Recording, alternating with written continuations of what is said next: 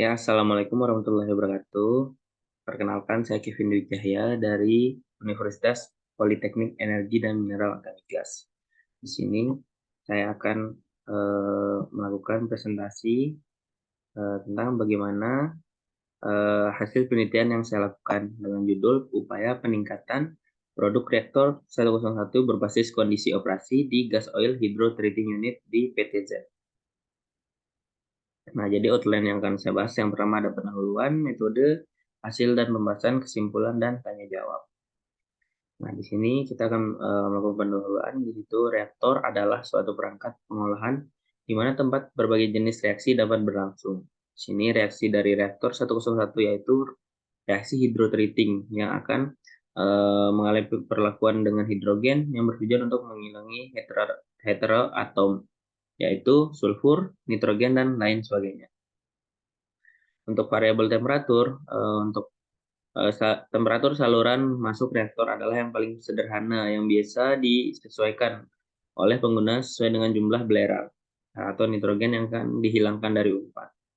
Jadi untuk fungsi utama dari gas oil hydrotreating unit untuk menghilangkan impurities yang terbawa bersama minyak bumi dan fraksi-fraksinya. Jadi di sini penelitian yang ingin saya lakukan yaitu dengan menurunkan temperatur, kita akan mendapatkan hasil sulfur yang meningkat, namun hingga batas spesifikasi yang diizinkan.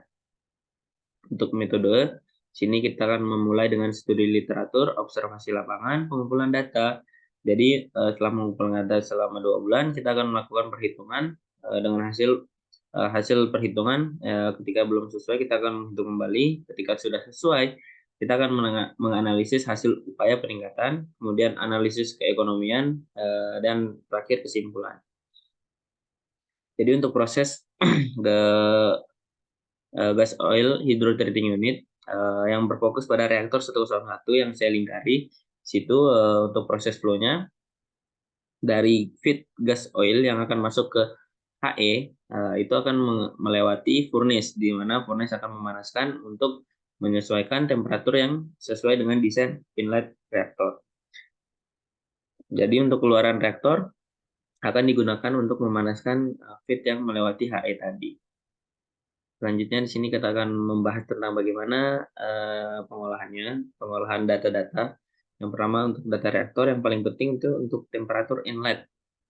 Nah, di sini kita akan meninjau dari kondisi operasi yaitu temperatur inlet sesuai dengan judul. Nah, jadi untuk temperatur inlet maksimal untuk desainnya 399 derajat Celcius, di mana untuk data aktualnya untuk solar 51 itu maksimal 333, Pertadek 301, dan solar 283 derajat Celcius.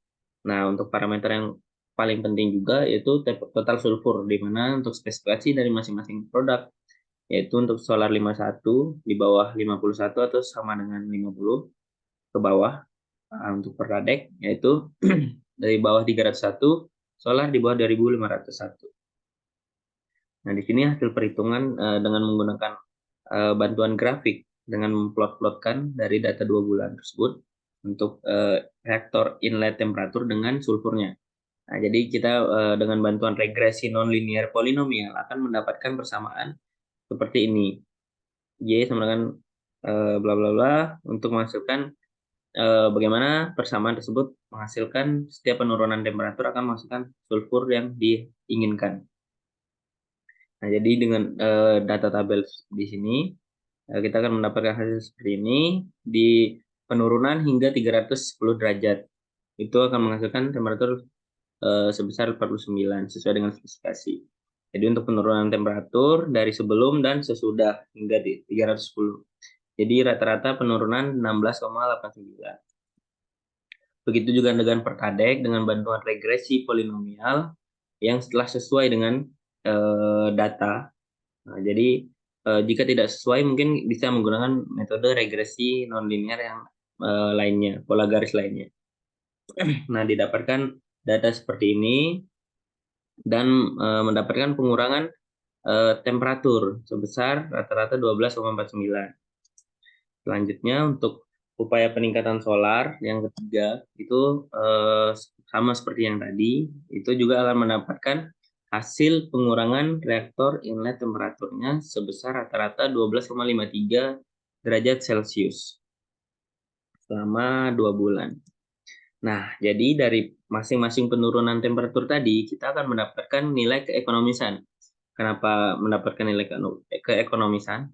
Yang disebabkan oleh penurunan inlet temperatur pada reaktor itu akan berpengaruh pada furnace sebelum reaktor, yang dimana furnace tersebut akan menurunkan kinerjanya atau menggunakan konsumsi energi yang lebih sedikit karena untuk menghasilkan energi yang atau untuk menghasilkan temperatur yang lebih rendah seperti itu.